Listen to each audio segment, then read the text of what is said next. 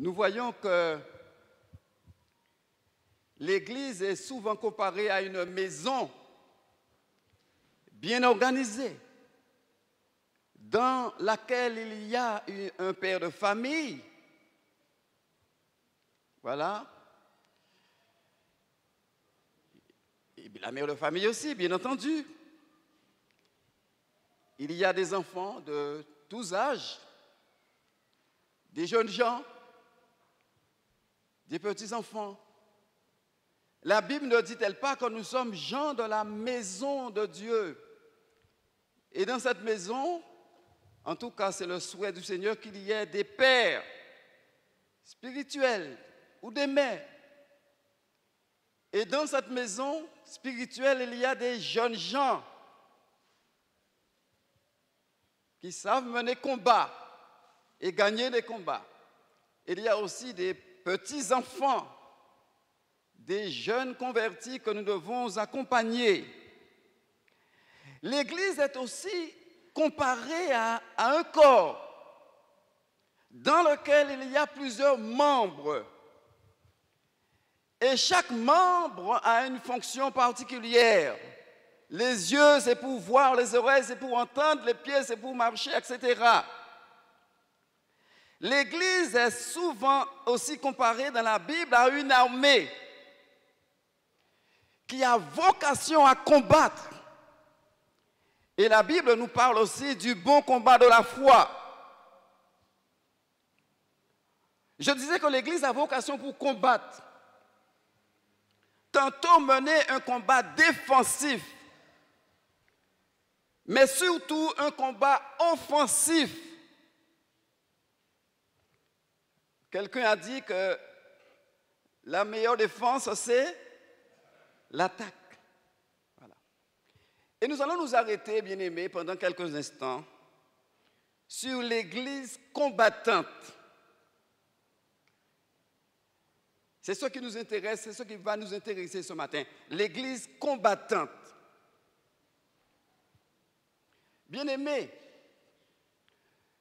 personnellement, je n'ai pas fait l'école militaire, mais j'ai quand même fait mon service militaire. En 1977, ça ne nous rajeunit pas. Mais en tout cas, ce que j'ai compris, à l'armée, on parle beaucoup de règles. C'est quand même un milieu assez rigide. Je ne sais pas si les choses ont évolué, je ne le pense pas. Mais en mon temps, c'était assez rigide. Et on parlait souvent de règles. Et aujourd'hui, je me pose la question, et je me la pose avec vous, cette question. Est-ce que ce n'est pas ce qui manque au peuple de Dieu, les règles? Est-ce que ce n'est pas ce qui nous manque, bien-aimés, les règles? Bien entendu, les règles bibliques et spirituelles. On peut parler aussi de principes divins. Mais souvent, nous nous faisons piéger en disant que nous sommes sous la grâce. Alors, comme tout est grâce, pourquoi se mettre sous le dos des règles? Mais peut-être qu'on se trompe, bien-aimés. Je ne suis pas en train de vous parler de la loi de Moïse ou les 10 commandements, ce qu'on appelle le décalogue, non. Il y a dans l'Ancien Testament, il s'est rempli de règles, de lois, etc. Mais il y en a aussi dans le Nouveau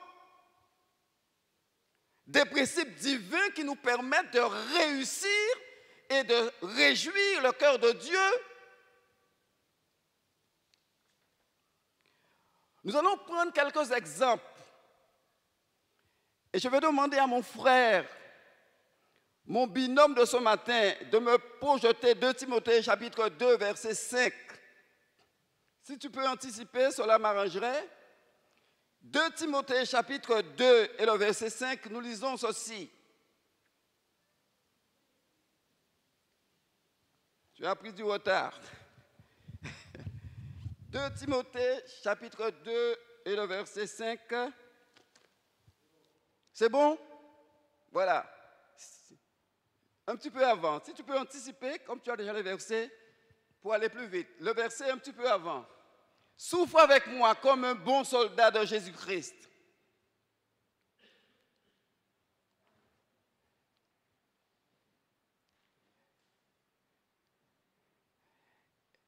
Souffre avec moi comme un bon soldat de Jésus-Christ. Verset 4. Voilà, merci. Il n'est pas de soldat qui s'embarrasse des affaires de la vie s'il veut plaire à celui qui l'a enrôlé. Ça, c'est un principe, bien-aimé. C'est un principe, c'est une règle. Le bon soldat ne s'embarrasse pas des affaires de la vie. Nous n'aurons pas le temps de développer cela, mais je vous laisse le soin de le méditer, ce verset. Le bon soldat ne s'embarrasse pas des choses inutiles qui pèsent sur lui, s'il veut réjouir le cœur de son Dieu. Et plus loin, il nous est dit, et l'athlète n'est pas couronné s'il n'a pas combattu suivant les règles. Il n'y a pas de victoire valable, agréée, on pourrait dire, si on ne combat pas suivant les règles. Par exemple, bien-aimé, un cycliste qui s'est dopé, est-ce qu'il a combattu suivant les règles? Non. Il s'est dopé, il a triché. Il peut toujours gagner, mais sa victoire n'a aucune valeur. Il y a un cycliste mondialement connu qui a gagné 5 ou 6, 7 fois le Tour de France. Et on a reconnu que ce monsieur trichait pendant des années. Eh bien, on lui a pris tous ses titres. Et j'ai appris bientôt qu'il doit payer des millions et des millions. Parce qu'il a triché. Il n'a pas combattu suivant les règles. Si nous voulons gagner, bien-aimés, nous devons nous imposer ce que j'appellerais une hygiène de vie. Et en ce qui nous concerne chrétiens, une hygiène de vie, et j'ajouterai spirituelle. Est-ce que vous me suivez là, bien-aimés? Vous me suivez là, non? On va prendre un deuxième exemple, mon frère. Éphésiens chapitre 6, c'est le verset 12. Si tu pouvais anticiper, ça peut me rendre service. Éphésiens chapitre 6 et le verset 12, la version parole vivante. Ce serait bien si tu l'as, la version parole vivante. Éphésiens chapitre 6 et le verset 12. Et après, tu vas me projeter 2 Corinthiens 10, verset 3.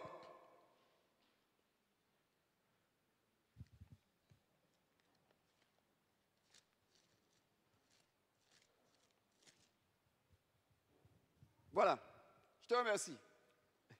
Tu l'as pas? Ah, c'est dommage. C'est dommage, c'est pas grave. Car nous n'avons pas à lutter contre la chair et le sang, mais contre les dominations, contre les autorités, contre les princes de ce monde de ténèbres, contre les esprits méchants dans les lieux célestes. Plus loin. Car ce n'est pas seulement de notre combat à nous qu'il s'agit. Nous n'avons pas à lutter uniquement contre notre nature terrestre, ni contre les simples ennemis mortels, mais contre les puissances occultes, contre une organisation spirituelle satanique, contre les dictateurs invisibles qui, dans les ténèbres, veulent contrôler et régir notre monde, contre la légion des esprits démoniaques dans les sphères surnaturelles, véritables agents du quartier général du mal. Bien-aimés, il y a là un principe divin, il y a là une règle. Et nous devons appliquer ces règles-là, bien-aimés. Ne disons pas que nous sommes sous la grâce et que tout se fera tout seul. Nous devons appliquer ces règles si nous voulons réussir. Il nous est dit là que nous n'avons pas à lutter contre la chair et le sang. C'est une règle. Nous n'avons pas à lutter contre la nature humaine. Ça veut dire que là, avant mon carré, il ne faut pas prendre mon sang grief, parce qu'il n'y a pas mon sang lui-même. Ne luttons pas contre la chair et le sang. Pas haï mon sang. Parce que si vous haïs, tu mènes le mauvais combat. Tu luttes contre la chair et le sang. Etc., etc., etc. C'est une règle spirituelle. Nous n'avons pas à lutter contre la chair et le sang. Notre combat est pire que ça. Si c'était la chair et le sang, moun ka mort, moun ka vieilli, si c'était la chair et le sang. Mais loin de là, nous sommes en train de lutter contre un et des ennemis invisibles. Bien aimé, nous ne pouvons pas voir yo, mais ils sont dangereux. Et quelqu'un a dit qu'il y a plus de réalité maléfique, invisible qu'il y en a de façon visible. Alors nous devons faire attention à nous. Et bien aimés, ne nous trompons pas de combat, ne nous trompons pas d'ennemis. Nos véritables ennemis, ils sont invisibles et sans leur donner une louange, ils n'ont pas bon Dieu, mais ils sont forts. Il y a qu'à dire ça avec peine, mais c'est ça même. Prenons-le au sérieux. Ils sont très sérieux et méchants. Et c'est pourquoi il faut des armes appropriées. Et je veux te demander, mon frère, de me balancer 2 Corinthiens chapitre 10, c'est le verset 3. 2 Corinthiens chapitre 10 et le verset 3. Merci. Si nous marchons dans la chair, nous ne combattons pas selon la chair. Tu remets le verset.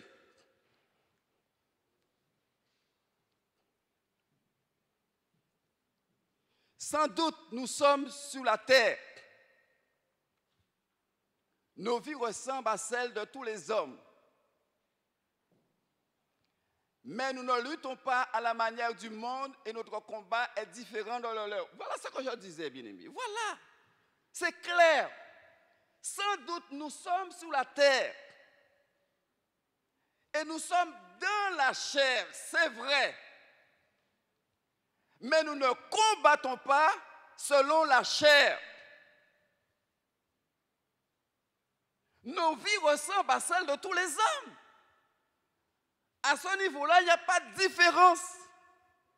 Mais nous ne luttons pas à la manière du monde et notre combat est différent du leur. Alléluia. Bien-aimé, là, nous doit être en même monde. Alléluia. Là, nous qui senti plus qui pour nous doit être nous très humbles. Alléluia. Là, nous qui maudit nous doit être bénis. Alléluia. Ça, c'est le combat spirituel. Ça, c'est le bon combat de la foi. Est-ce que tu peux avancer, mon frère? Nos armes de guerre ne sont pas simplement humaines. Bien-aimés, arme-nous. À pas fusil, à pas revolver, à pas bouche en nous pour mépriser le monde, pour girer le monde, bien-aimés. Nos armes à nous ne sont pas simplement humaines, elles tiennent leur puissance de Dieu. Cela veut dire que quand nous utilisons les armes de Dieu, il y a de la puissance qui se dégage. Alléluia.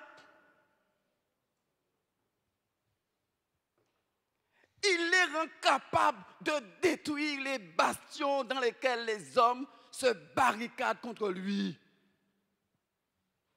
Oui, nous renversons les raisonnements et les arguments sophistiqués qui se dressent prétentieusement en rempart contre la véritable connaissance de Dieu. Bien-aimés, nous renversons les raisonnements. Nous les refusons, nous les renversons, ces raisonnements. Qui veut que si on a vous faut railler aussi. Quand on a dit coup pour coup, pas de rancune, eh bien ça, nous n'entrons pas dans ce combat-là. Nous renversons les raisonnements et les arguments sophistiqués. Tu vas trouver toutes sortes de raisonnements, toutes sortes de philosophes. Puis on bat les sons, puis on dit, nous, comment ça pour faire? Ils se dressent prétentieusement en rempart contre la véritable connaissance, j'ajouterai, de la volonté de Dieu. Faisant prisonnière toute pensée rebelle, nous l'amenons à obéir au Christ et à reconnaître son autorité. La version seconde dit, nous ramenons toutes nos pensées captives à l'obéissance de Christ. Alléluia! Bien-aimés, est-ce que vous comprenez ça? Est-ce que vous comprenez la différence, la finesse, la sagesse qui se dégage dans le combat que nous devons mener? Nous renversons les raisonnements et toute hauteur qui s'élève contre la connaissance de Dieu et nous amenons toute pensée captive à l'obéissance de Christ. Merci mon frère pour cette version-là. Oui, nous allons voir maintenant quelques exemples, bien-aimés. Refusons ces raisonnements-là, refusons ces arguments sophistiqués. Utilisons les armes appropriées à chaque situation, bien-aimés. Quelques exemples. Je vous l'ai dit ce matin. On argumente que le pardon doit être conditionné. C'est ce que le monde dit. Moi, je te pardonne si. En quel pardonner, mais il faut venir à genoux en pied, moi. Si vous pas venir, moi, on peut venir. Voilà comment le monde raisonne. Voilà leur argument sophistiqué. Vous savez, le monde parle souvent de tort, raison. C'est eux qui disent tort, c'est eux qui disent tort. Et nous trouvons ça souvent dans les couples en difficulté. Les couples. Vous savez, le monde a divorcé, mais c'est eux qui te disent tort, c'est eux qui disent raison, c'est eux qui disent tort, c'est eux qui disent raison. C'est comme ça le monde parle en termes de tort et raison. Dieu ne raisonne pas comme ça, bien-aimé.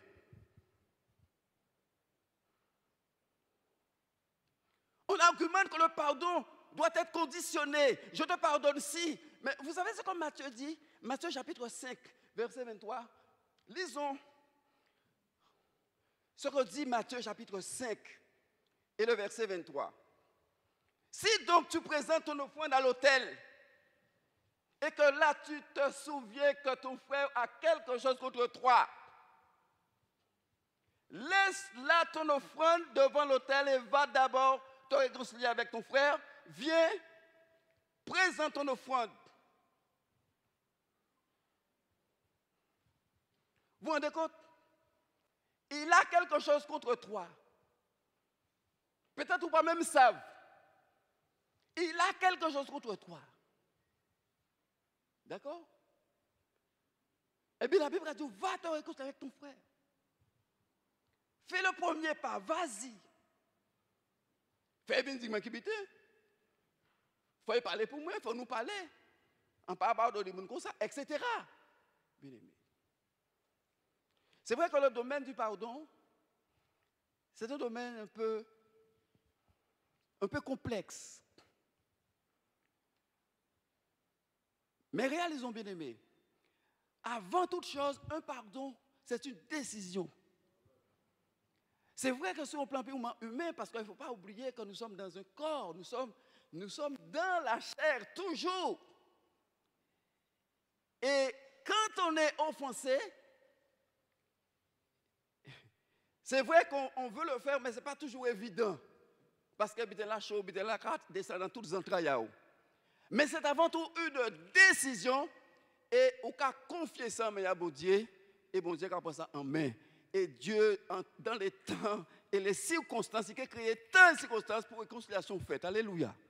Si nous avons la volonté de pardonner, Dieu, j'allais dire, va nous donner un coup de main, Dieu va nous accompagner pour que la réconciliation soit faite. Mais que notre pardon ne soit pas conditionné au comportement de l'autre. S'il vient, s'il demande un pardon, s'il mettait à genoux, si, Dieu ne marche pas comme ça. Bien aimé, ce que le diable ne dit pas, parce que nous avons lu que Dieu manifeste sa volonté, il nous donne sa connaissance, Il nous donne les principes et les règles pour que nous puissions réussir. Mais ce que le diable ne dit pas, c'est que concernant le pardon, quand nous refusons de pardonner et que cela dure des jours, des semaines et des mois, eh bien cela crée des liens. Et des liens de toutes sortes de liens. Le lien spirituel déjà. Et des liens à caractère physique, psychique, etc., etc. Bien-aimés, dans ma vie de chrétien, j'ai vu des enfants de Dieu, écoutez-moi bien, nés de nouveau. Mais problème si problème, on comment dire, là, problème sorti.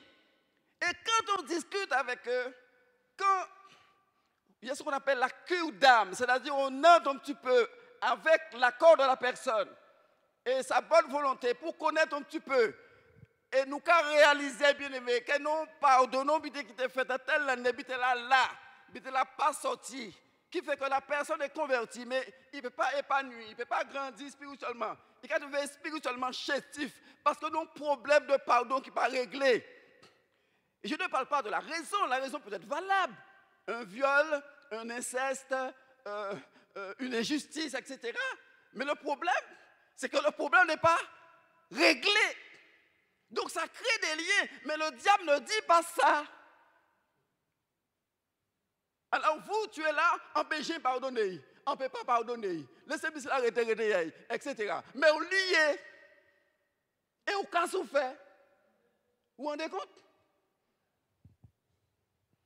J'ai vu aussi, de ma vie de chrétien, des personnes qui fréquentaient les réunions, qui c'était des véritables sympathisants. Ils étaient en méchant là, ils étaient en prédication là, ils étaient en tout bité là, ils étaient contents. Mais impossible d'aller plus loin. Impossible de demander un petit baptême. Ils ont tout baptême, ils sont contents, ils ont trouvé ça belle. Mais ils ont même pas dit, mais qui t'a tout arrivé? Et là, vous grattez, vous parlez avec eux, vous voyez que son problème à pardon, qui peut bien régler. Bien aimé. Bien aimé, ce problème de pardon, vous savez, ce n'est pas le centre de mon message ce matin. Mais ce problème du pardon, c'est un véritable problème que tout chrétien doit régler au plus tôt que possible. Alléluia. Bien aimé. On va quand même aller plus loin. Et on va voir un deuxième texte. On argumente que l'amour doit être conditionné. Ah, si, pas mais moi, on ne peut pas aimer. Ou encore, on peut aimer, c'est là ça même. Ou on peut aimer, vrai madame là ça. En réalité, c'est aimer, on peut aimer. Pourquoi? Nous te voulons mounaye qu'on nous te voulons. En bas, ça vous a dit ça bien. C'est comme ça nous voulons mounaye. Et comme il n'est pas comme ça, nous ne pas aimer. Vous vous rendez compte, bien aimé? Vous vous rendez compte? Et nous avons trouvé à dedans tout défaut. Ça veut dire que nous pis bon Dieu qui bon Dieu.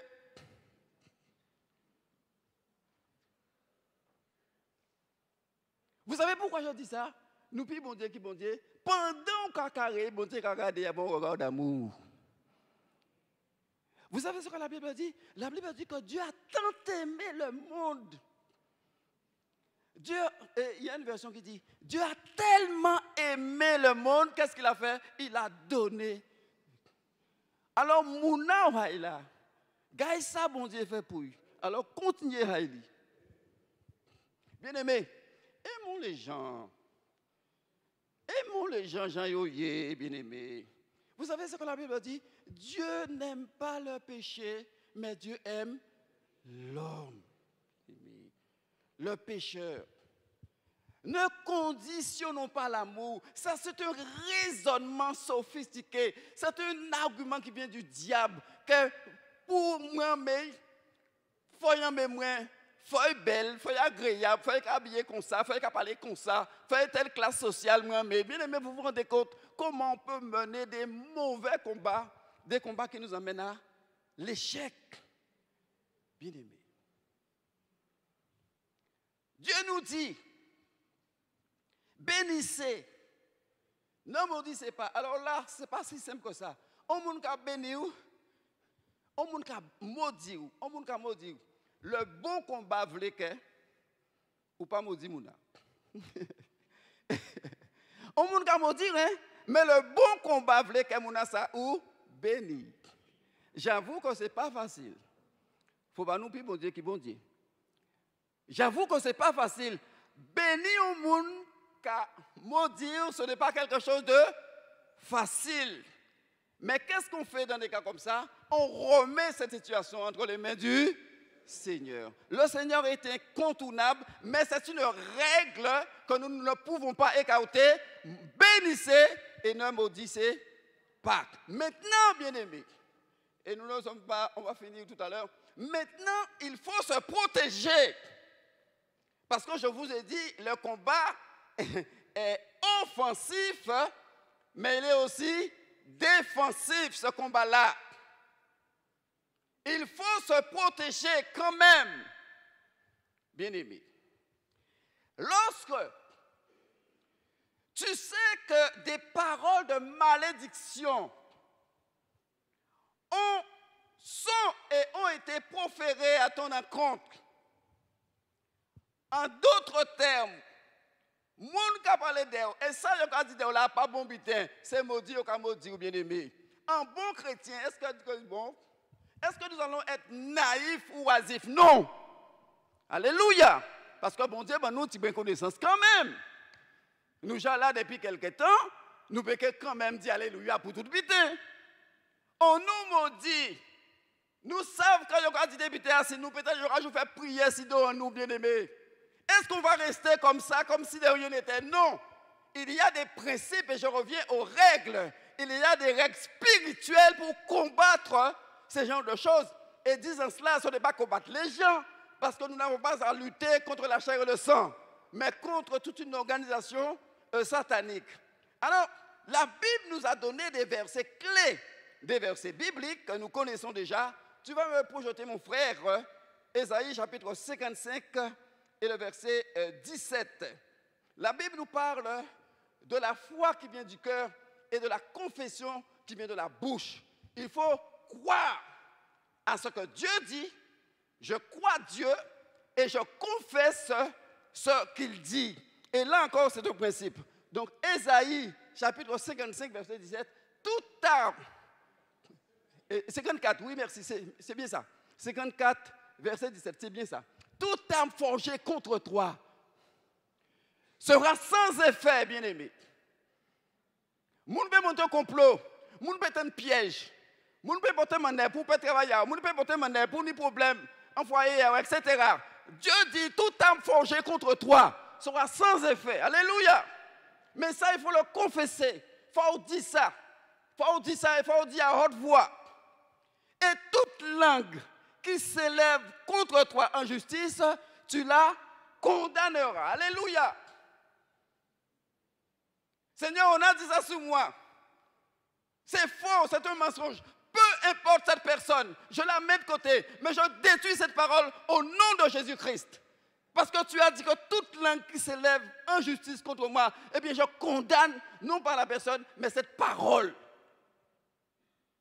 Tel est l'héritage des serviteurs de l'Éternel, tel est le salut qui leur viendra de moi. Tel est l'héritage, c'est notre héritage. Un héritage n'a pas à tout le monde. Un héritage est destiné à un peuple ou à une famille. Moi, je suis héritier de mes parents. Alléluia. Donc, c'est quand même un privilège. Et là, il nous dit que tel est l'héritage des serviteurs et des servantes de l'Éternel. Bien-aimé, quand tu es accusé pour ton passé, parce que le diable, des fois, il peut venir, il peut t'accuser directement. Comme il peut envoyer des gens pour t'accuser.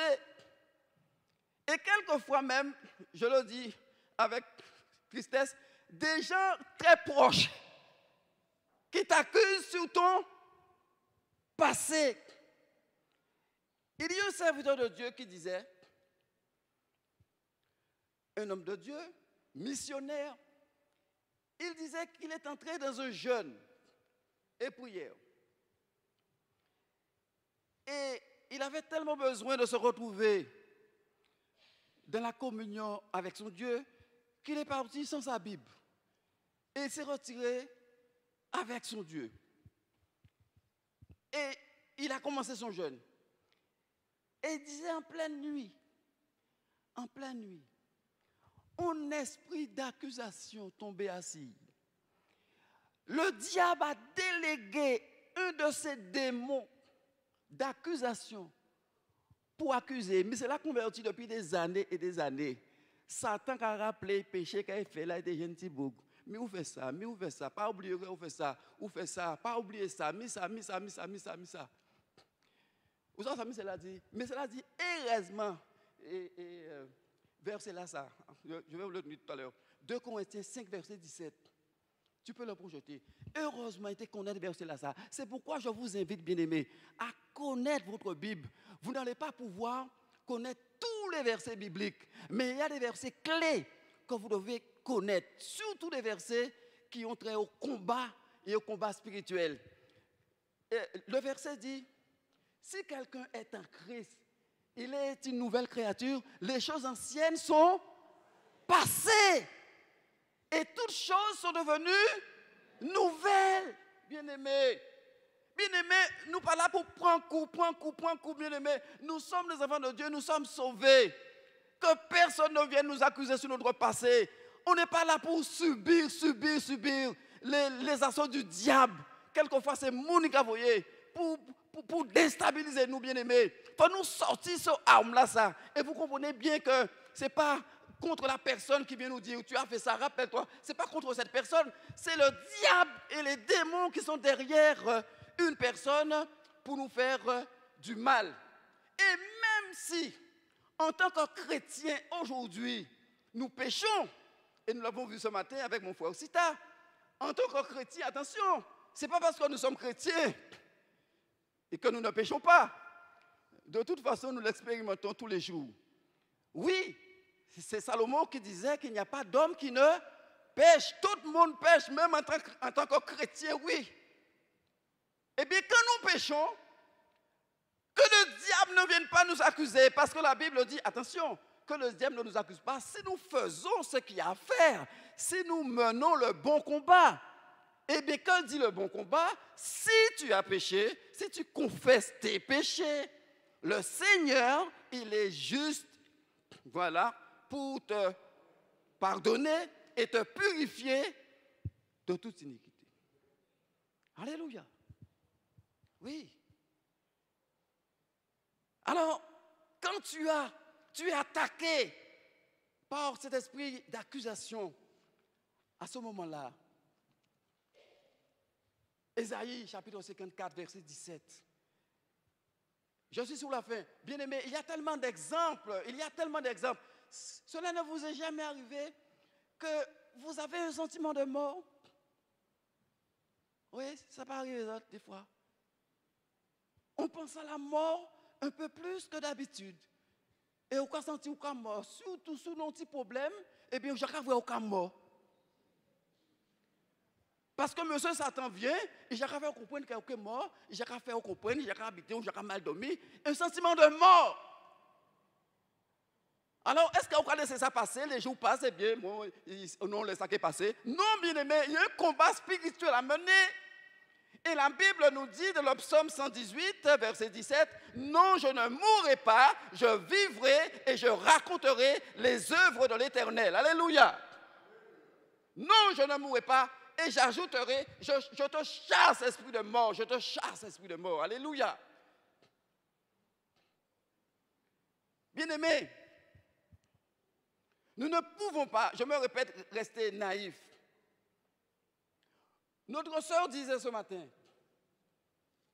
en cours de baptême, et bien que dans son rêve, elle est attaquée. On l'étrangle, on l'étouffe dans son rêve. Oui, le diable, il attaque de toutes sortes de manières. En rêve aussi, il a attaqué. Toutes sortes de rêves, toutes sortes de cauchemars. Des fois, on sentit des bêtises bizarres. Sans entrer dans les détails, quelquefois le matin, surtout les femmes, vous vous sentez sale. Pourtant, vous n'avez pas fait rien, mais vous ne vous sentez pas propre. Parce que quelque chose s'est passé, quelque chose de démoniaque s'est passé. Est-ce que le lendemain, là, je levé, bien, bon, je continue, je prends ma petite douche, et puis tout. Non, il y a un combat mené. Et il faut dire dans sa prière, je refuse ce rêve, je détruis ce rêve, je ne me retrouve pas dans ce rêve-là, au nom de Jésus-Christ. Alléluia.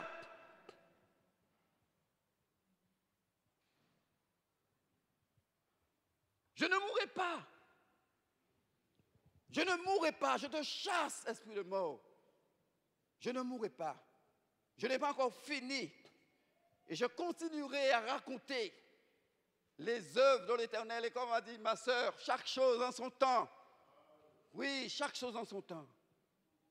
Et pour terminer, des fois, bien-aimés, j'essaie de vous dire des choses pratiques pour que nous puissions voir que c'est ça, c'est la réalité. Bien-aimés, on n'est pas toujours au mieux de sa forme sur le plan spirituel. Est-ce que c'est vrai ça? Je vois mon ami Jean-Luc, il est là. On n'est pas toujours au top, mon frère Jean-Luc. Des fois, il est là, des fois, il est raide. Des fois, les matins, il dit bien raide. Non, mais c'est vrai. Nous, les dirigeants, vous comptez beaucoup sur nous, bien-aimés. Nous vous disons merci. Et nous vous demandons de prier pour nous. Est-ce que vous priez pour nous? Priez pour nous, parce que nous ne sommes pas des surhommes, nous ne sommes que des humains. Il y a un chant qui dit, en son seul nom, son nom en pas plus. En pas plus. Priez pour nous, bien-aimés. Quand nous sommes faibles, vous ne le savez pas. Parce que nous ne pouvons pas crier sous les toits. Et les dirigeants, je le sais par expérience, c'est le dernier monde qui a pleuré et qui a demandé de prier pour eux. C'est vrai, hein? Mais pas attendre qu'ils viennent demander de prier pour eux. Priez pour eux. Parce qu'ils ont à donner l'exemple à ne pas pleurer devant les bien-aimés, mais des fois, ils ont bien envie de pleurer. Alors priez pour eux. Alléluia. Bien-aimés. Mais la Bible a un remède qui est plus fort. Qui est plus fort encore que la prière. Bien-aimés, quand vous êtes faibles, quand nous sommes faibles, on n'est pas bien. Ça peut durer une semaine, ça peut durer 2 semaines, ou voire même plus, bien-aimés. Nous pas bien, nous pas sentir nous bien, mais nous là, parce que nous fait travailler là. Bien-aimés, il y a un verset extraordinaire. J'ai lu ce verset, j'ai relu ce verset, j'ai trouvé ce verset extraordinaire. Lisez avec moi ce verset, 2 Corinthiens chapitre 19 et le verset 9. 2 Corinthiens chapitre 19. Ah, eh bien c'est 9 alors. Excuse-moi.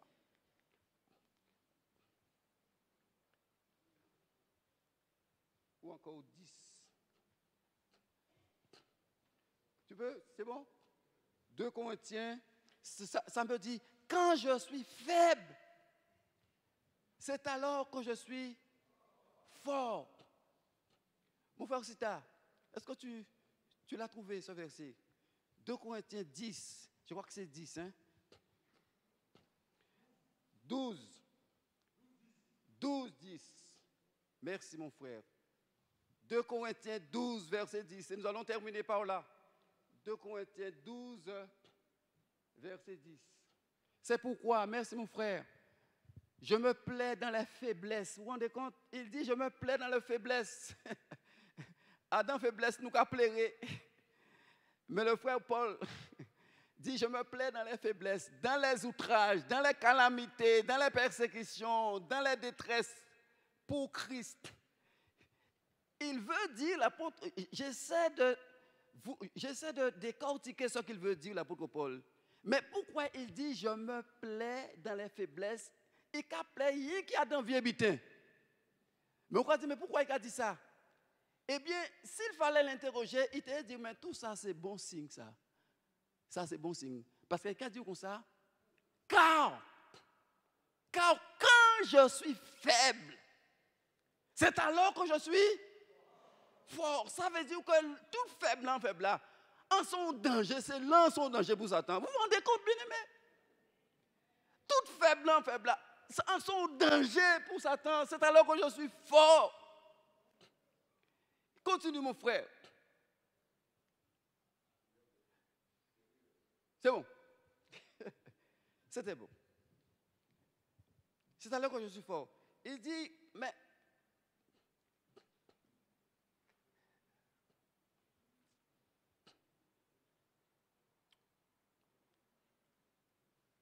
bon, on va s'arrêter là.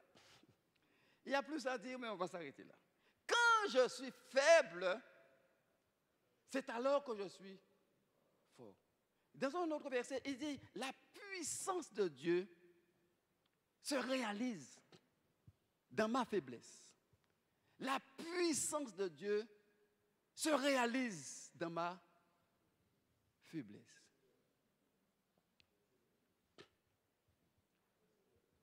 Verset 9.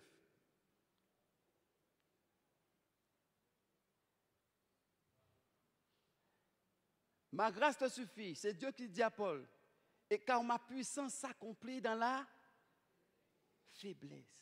Je me glorifierai donc bien plus volontiers de mes faiblesses, afin que la puissance de Christ repose sur moi. Donc, il y a comme un phénomène de substitution, c'est-à-dire Dieu prend le relais, Dieu prend les choses en main, bien-aimés. Et je termine par cette conclusion. Je ne suis pas contre les études bibliques, bien-aimés, ni les séminaires. Mais l'heure est arrivée pour nous de mettre en pratique ce que nous avons déjà appris. Nous devons monter en compétence. C'est un terme d'entreprise, mais que nous comprenons tous. Nous devons monter en compétence et acquérir un savoir-faire spirituel. C'est ainsi que nous serons des vrais imitateurs de Christ. Amen. On va se mettre au dos.